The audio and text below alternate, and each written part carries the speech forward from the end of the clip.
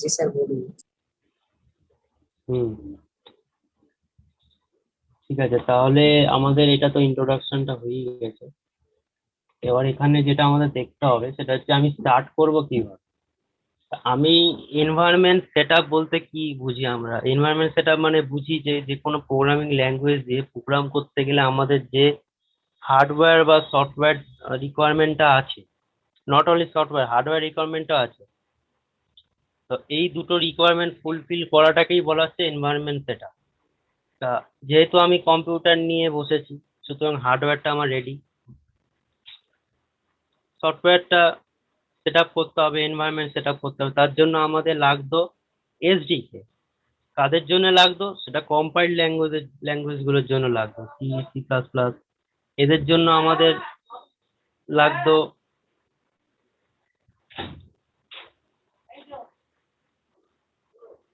C, C plus plus, যেগুলো compiled level language বা compiled language simply. এই language গুলোর জন্য আমাদের এসডিকে, এসডিটি, টুল চেন, এই সমস্ত ইত্যাদিগুলো লাগবে। কিন্তু যেগুলো ইন্টারপ্রিটেড ল্যাঙ্গুয়েজ, যেমন পাইথন, ঠিক আছে, বা বলবো না, এখন পাইথনই বলি। পাইথন যেমনি ইন্টারপ্রিটেড ল্যাঙ্গুয়েজ, তো এর জন্য আমার আলাদা করে এসডিকে বা এসডিটি কিছু ডাউনলোড করতে হচ্ছে না, কারণ এখানে কম্পাইলেশন প্রসেসটাই ইনভলভ নেই।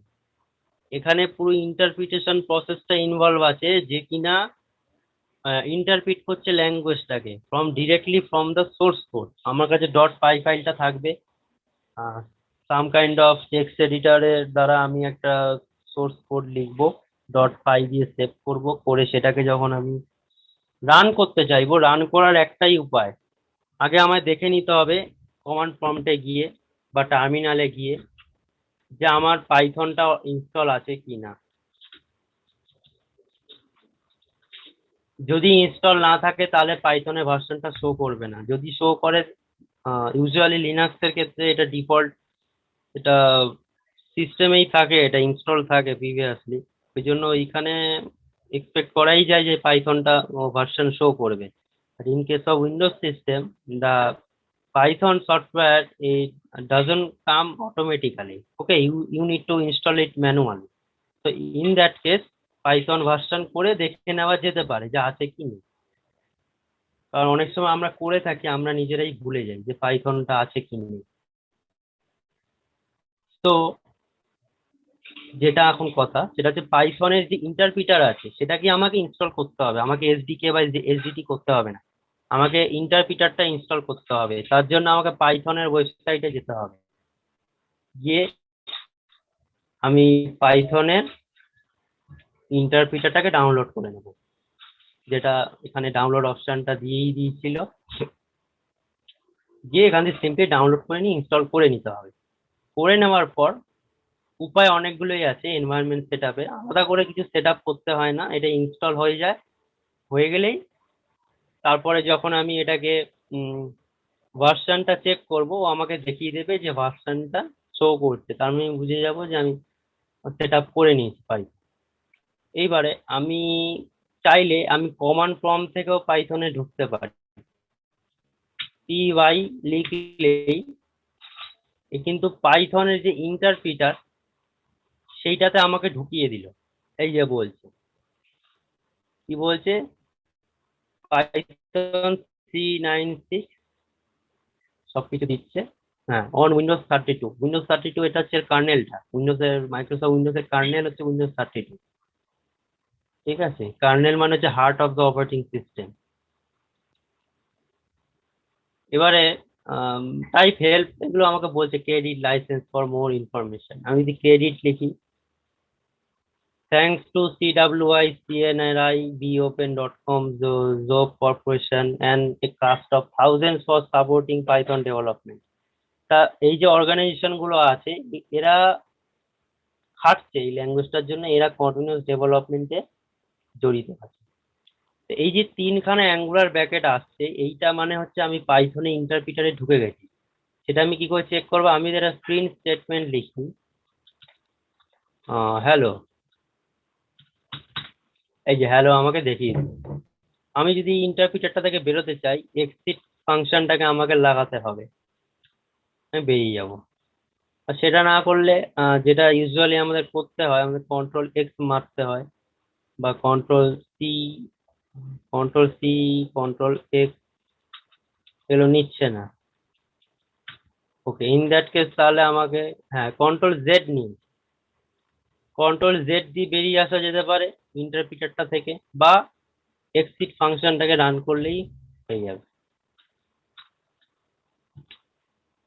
এবারে আইডেল বলে একটা আছে, এটা হলো ওই যে আমি কমান্ড লাইন ইন্টারপ্রিটারটাকে চালাচ্ছিলাম ওটারই গ্রাফিক্যাল একটা ভার্সন। ঠিক আছে, এটা যে গ্রাফিক্যাল ভার্সন, আমি যদি এইটার মধ্যেও যদি লিখি সেম জিনিস, আমি যদি প্রিন্ট স্টেটমেন্ট লিখি তাও হবে। ঠিক আছে, আমি এটাকে লোকালি একবার রান করে দেখি। আমি যে ফোল্ডারটা বানিয়েছিলাম না, এখানে আমি গিট ব্যাশ করে আমি একটা পাইথন ফাইল ক্রিয়েট করব। ওটা আমি দেখাচ্ছিলাম উইন্ডোজের যে কমান্ড প্রম্পট সেখানে, এবার লিনাক্সের টার্মিনাল দিয়ে দেখাচ্ছি। ন্যানো বলে টেস্ট ডট পাই একটা ফাইল ক্রিয়েট করলাম। এখানে আমি লিখলাম প্রিন্ট, প্রিন্ট লিখে ডি ডি ডি লিখলাম। ঠিক আছে, আমি দেখি সেমিকোলন দিয়ে ক্লোজ করি। এবার এটাকে আমাকে, যেটা আমি করলাম এখানে, এখানে কিন্তু আমি একটা সোর্স ফাইল ক্রিয়েট করেছি টেস্ট ডট পাই বলে। তার ভেতরে অনলি প্রিন্ট স্টেটমেন্টটা দিয়েছে দিয়ে, এবার আমি এটাকে ইন্টারপ্রিট করব। কম্পাইলেশনের কোনো এখানে কনসেপ্ট নেই, যেহেতু ইন্টারপ্রিটেড ল্যাঙ্গুয়েজ। আমি পাইথন একটা প্রোগ্রাম আছে, এইটার থ্রুতে ইন্টারপ্রিটার আছে, পাইথনটা হচ্ছে পাইথনের ইন্টারপ্রিটার প্রোগ্রাম। সেটার থ্রুতে আমি টেস্ট ডট পাইটাকে রান করবো। D D D.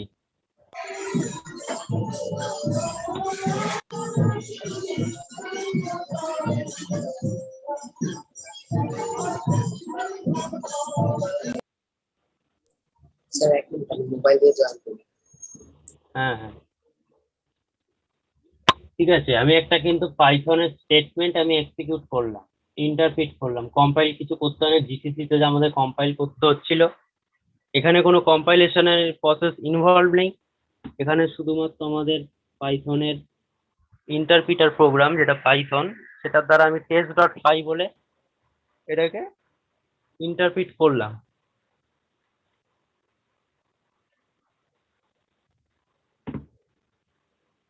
আরেকটা উপায় আছে, আমি অনলাইনেও, অনলাইন যে কম্পাইলার আছে সেটা থ্রুতেও আমি এটাকে ইন্টারপ্রিট করতে পারি। পাইথন কম্পাইলার বলে যদি আমি লিখি, এই যে চলে আসছে হ্যালো ওয়ার্ল্ড স্টেটমেন্ট, একটাও করেই দিয়েছে আমাকে। আচ্ছা ঠিক আছে, তা আমি যদি এখানে একটা প্রোগ্রাম লিখি, আমি ব্যাশটাও ক্লোজ করে দিলাম, মানে লিনাক্সের টার্মিনালটাও ক্লোজ করে দিলাম, আর কমান্ড প্রম্পটটাও দেখিয়ে দিয়েছি, গ্রাফিক্যালিও দেখিয়ে দিয়েছি। আর মেনলি আমরা যেটা করে থাকবো, আমরা ডেস্কটপে যখন লোকালি করব কাজ কোনো, তখন আমরা পাইথন ফাইলটাকে ক্রিয়েট করবো। এই যে টেস্ট ডট পাইটা তৈরি হয়েছে, এই যে টেস্ট ডট পাই ফাইলটা আমার তৈরি হয়েছে এখানে, এইটাকে আমাকে পাইথন ইন্টারপ্রিটারের থ্রুতে করতে হবে। ঠিক আছে, আমি এটা ডবল ক্লিক করলেও কিন্তু ইন্টারপ্রিট হচ্ছে, কারণ ওটা ওই এক্সটেনশনটা অ্যাসোসিয়েট করে দিয়েছে উইন্ডোজে যখন ইনস্টল করেছিলাম। ওই যে ডট পাই এক্সটেনশনটা, সেটার সাথে পাইথনের ইন্টারপ্রিটারের অ্যাসোসিয়েশন করে দিয়েছে। মানে এখন অপারেটিং সিস্টেম রেকগনাইজ করে যে এই টাইপের ফাইলগুলো এই ইন্টারপ্রিটারই পারবে চালাতে। আচ্ছা, আমি যদি কন্ডিশনাল স্টেটমেন্ট একটা এমনি লাগিয়ে রাখি, ইফ হ্যালো,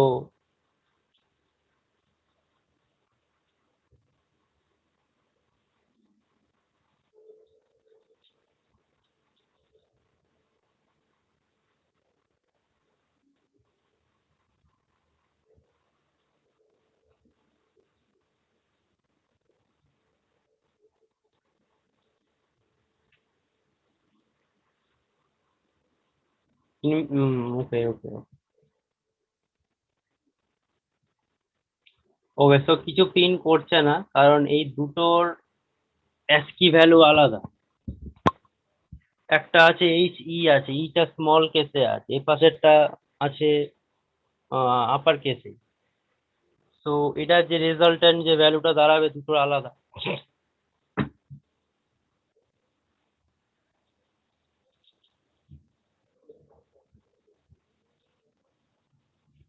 মেনলি সিনট্যাক্সের যে ধারণাটা সেটা হচ্ছে পাইথনে সেমিকোলন বা স্টেটমেন্ট টার্মিনেটরের কোনো প্রয়োজন নেই, এখানে তোমার ইনডেন্টেশনটা সব থেকে গুরুত্বপূর্ণ।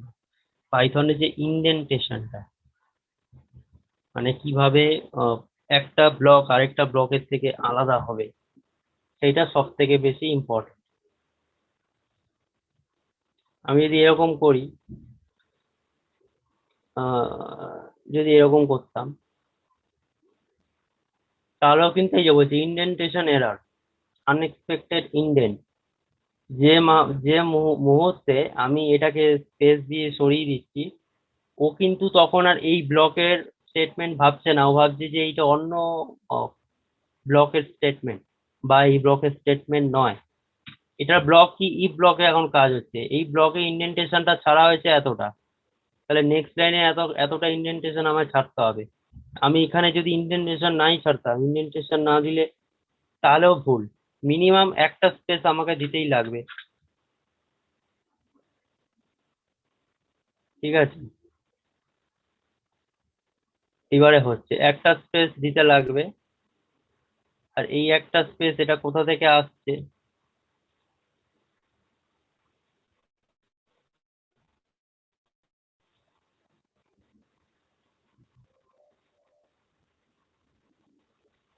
যখন আমি এন লাইন করছি ওই ক্যারেক্টারটাই ধরে নিচ্ছে, মানে এটা যেহেতু 3 নম্বর লাইনে আছে, এখানে তো আমি একখানা নিয়ম হচ্ছে যে এই কোনোটা ব্লকের ফার্স্ট স্টেটমেন্টের যে ইন্ডেন্টেশনটা যেটা হবে, ইন্ডেন্টেশনটা মানে গ্যাপটা, ওই ব্লকের সবকটা স্টেটমেন্টের সেম ইন্ডেন্টেশন থাকতে হবে, কিন্তু এটাতে কোনো ইন্ডেন্টেশন আমার নেই, তবু এটা আমাকে কোনো এরর দিচ্ছে না।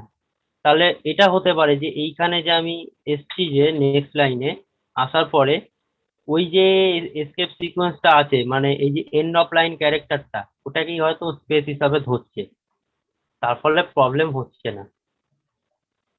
তাহলে এই সেই লজিকে এবারও এরর দেওয়ার কথা নয়, হ্যাঁ দিচ্ছে না, কিন্তু যদি আরেকটা স্পেস দিয়ে দিই তাহলে মনে হয় এরর দেবে, হ্যাঁ এরর দিচ্ছে।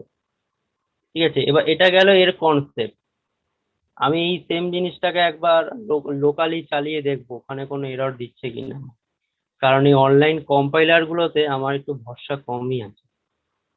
অনলাইন কম্পাইলার গুলোতে কি হয়, সার্ভারে যায় এই জিনিসটা, পুরো সার্ভারে যায়, সার্ভারে যখন যায় অনেক সময় ফরম্যাটিং এর ভুল হতে পারে, ফরম্যাটিং এ কিছু এক্সট্রা এক্সট্রা স্পেস অ্যাডও হতে পারে, রিমুভও হতে পারে।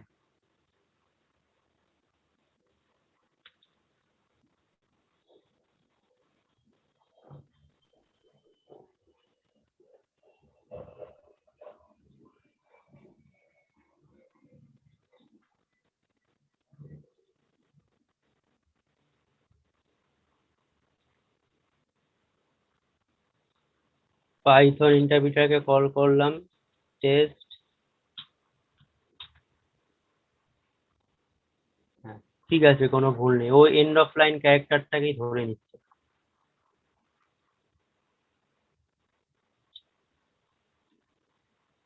তাহলে এটা একটা বিষয় গেল। এবারে আমাকে যে জিনিসটা বুঝতে হবে যে একটা জিনিস খুব ইম্পর্টেন্ট একটা জিনিস এখানে বলে রাখা দরকার, যে এই যে আমি ডিরেক্ট প্রোগ্রামটাতে লিখতে আরম্ভ করে দিলাম, if hello equals to hello, then printf hello hello, ঠিক আছে, আমি যদি এখানে এরকম করে দিই,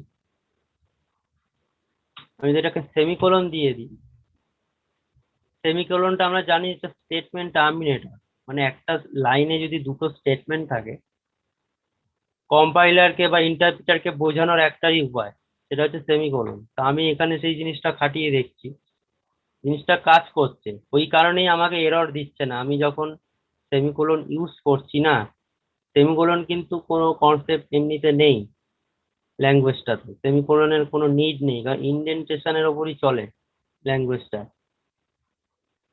তা এরর দিচ্ছে না মানে semicolon is allowed, but only if you have multiple lines. Okay, in multiple statements in one line.